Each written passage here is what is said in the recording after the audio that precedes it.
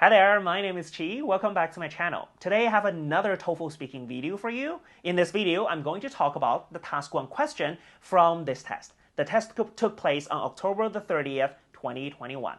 In the video, I'm going to show you how I would answer this question. And most importantly, I'm going to show you the ideas and the phrases that you can use to answer the question.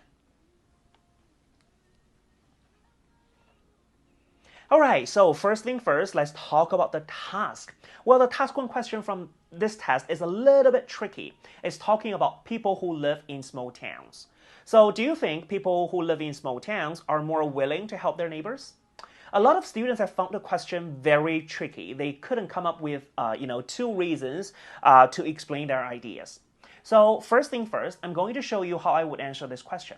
When you are listening to my simple response, please pay attention to the reasons I give, and most importantly, the developments I provide. So why don't you take a look at what kind of reasons I use? How do I use those simple and easy to explain reasons to, support my idea? All right, so let's begin. Honestly, I think people who live in small towns are more willing to help their neighbors.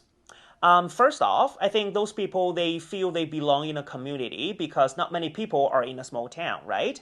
So in a community, they feel they're obligated to help each other out. Besides, I think people who live in small town are willing to help their neighbors is because their life is generally less stressful. They don't have to work that much. They don't have to do a lot of overtime at work. So I think they just simply have more time and more energy to help others. So whenever their neighbor is in need, they will definitely lend a hand. Therefore, I think people who live in small towns are more willing to help their neighbors. All right, 44 seconds.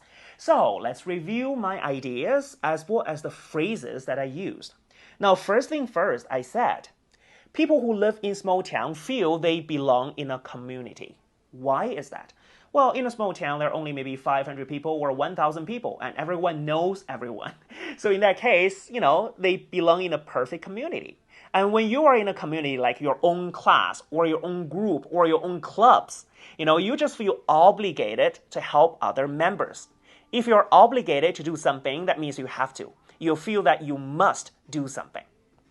And the second reason is that people who live in small towns, their lifestyle is generally less stressful.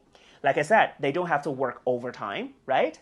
So since they don't have that much stress from work or from other things, they just generally have more energy and more time to help other people.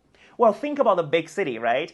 If you're commuting every day from home to work, it may take you at least an hour or two, right? But people in a small town, they don't have to commute that much. So they have more free time on hand. And that's why they have more energy and time to help others.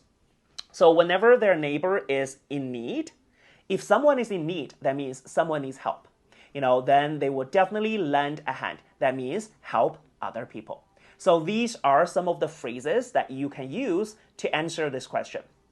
Belong in a community, are obligated to help each other, less stressful, having more energy and time, someone in need, and lastly, lend a hand. All right, so these are the phrases that you should use. Now, I think it's your turn to practice. Why? Because practice makes perfect. Now you know the idea, you know the phrases, but you have to keep practicing until you can say it fluently. And for those of you who have bought my book, let me remind you, although this question did not appear in my book, but similar ones do. This question is a lot like the practice question from number 18. It's talking about, would you like to work in a large company or in a small company? Well, I said in a small company, people feel they belong in a community. You see, these reasons are completely the same. So what I'm trying to say is, although the questions may not exactly reappear from my book, but the ideas you learned from this book can simply help you to answer the question.